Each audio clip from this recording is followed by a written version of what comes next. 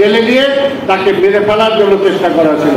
আমাদের নেতা তারেক রহমানকে হত্যা করার জন্য আপনারা দেখেছেন কিভাবে তাকে ফেলে দিয়ে তার কোমর ভেঙে দিয়ে তাকে হত্যা করার জন্য চেষ্টা করা হয়েছিল। তারপরেও কিন্তু সেই তারেক রহমান 5ই আগস্টের পরে সেই সব পরিষ্কার নির্দেশ দিয়েছেন। এই আওয়ামী লীগ, বিগত আওয়ামী লীগ, বিগত স্বৈরাচার যত অত্যাচার, নিপীড়ন, নির্যাতন করুক না কেন, এখন আপনারা কেউ আইন হাতে তুলে দেবেন না। কোথাও কোনো আপনার সম্পদ দখল হয়ে থাকলেও সেটাকে পুনর্দখলের জন্য আপনারা চেষ্টা করবেন না। এক তারেক রহমানের নির্দেশে সারা বাংলাদেশ ঠান্ডা ছিল।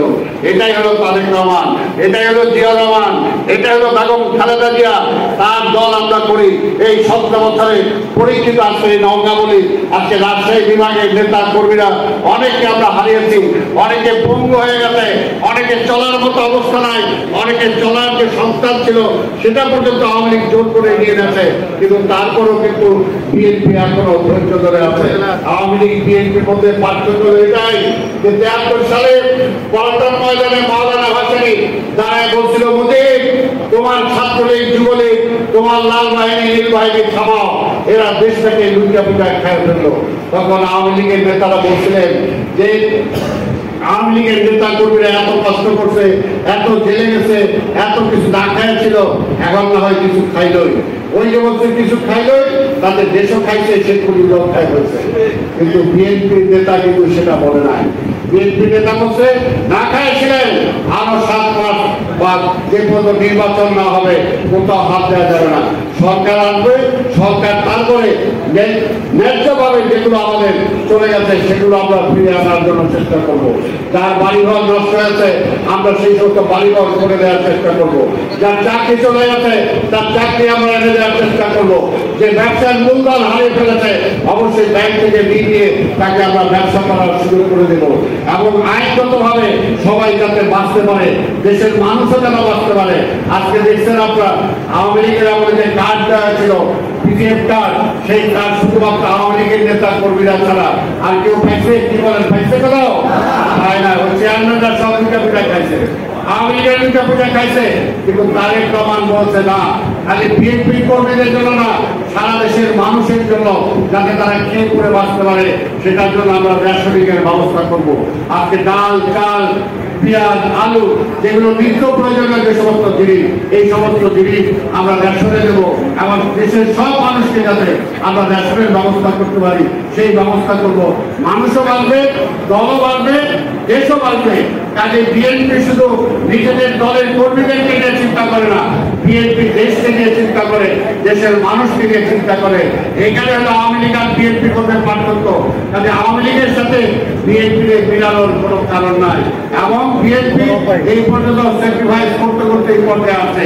আর আওয়ামী লীগের নেত্রী কি বেগম খালেদা জিয়াকে শেখ হাসিনা কতবার বলছে আপনি ক্ষমতায় আছেন, আমাদের সাথে শেয়ার করেন, আপনি স্বরাষ্ট্র মন্ত্রণালয় সহ যে কয়টা মন্ত্রণালয় চান নিয়ে নেন।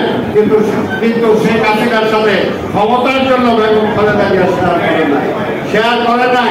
কাজে বিএনপি ক্ষমতার রাজনীতিতে বিশ্বাস করে না, বিএনপি দেশের রাজনীতিতে বিশ্বাস করে, দেশের স্বাধীনতা রক্ষার জন্য বিশ্বাস করে।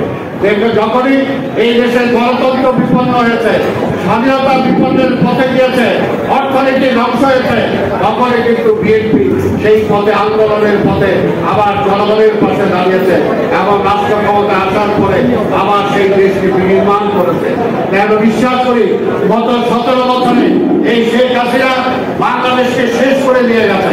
এই শেষ করে অর্থনীতিকে শেষ করে দিয়েছে, সংস্কৃতিকে শেষ করে দিয়েছে, শিক্ষা ব্যবস্থাকে শেষ করে দিয়েছে, পররাষ্ট্র নীতিকে শেষ করে দিয়েছে এবং কমপ্লিটলি আমাদের দেশটাকে ভারতীয় আধিপত্যবাদের একদম বিবেকের ভিতরে নিয়ে গেছিল শুধু ক্ষমতায় থাকার জন্য।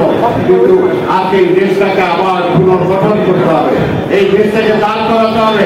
সেটার জন্য আমরা বিশ্বাস করি এই দেশে আবার এই দেশকে যদি দাঁড় করাতে হয় তাহলে শহীদ রাষ্ট্রপতি জিয়া রহমান এবং বেগম খালেদা জিয়ার যোগ্য উত্তরসূরি আজকে আমাদের নেতা তারেক রহমান, তার নেতৃত্বে ইনশাআল্লাহ আগামী দিনে বাংলাদেশে বিএনপি ক্ষমতায় যাবে এবং ক্ষমতায় যাওয়ার পরে এই দেশকে আবার গড়ে তুলবো ইনশাআল্লাহ। আজকে আমরা বিভিন্ন জায়গায় আজকে যে সভা করছি, সমাবেশ করছি, একটাই কিন্তু আমাদের নেতা তারেক রহমানের পক্ষ থেকে নির্দেশ কোন অবস্থাতেই কোন কর্মী কোন নেতার কারণে দলের কোন ক্ষতি হয়। এই সিনিয়র নেতাদের বসে দাও, এই নাটোরের সেক্রেটারি বসতে দাও সামনে।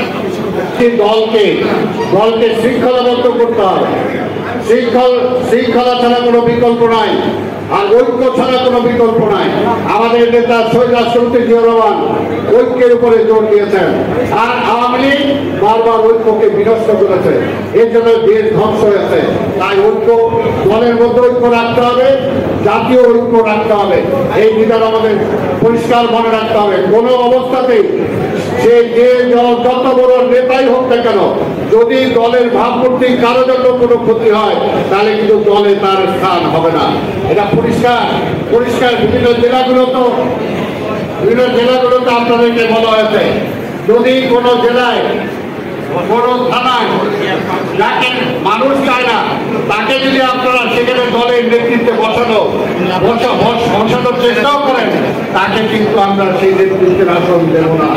এটা পরিষ্কার মনে রাখবে জেলার প্রেসিডেন্ট সেক্রেটারিরা অঙ্গ সংগঠনের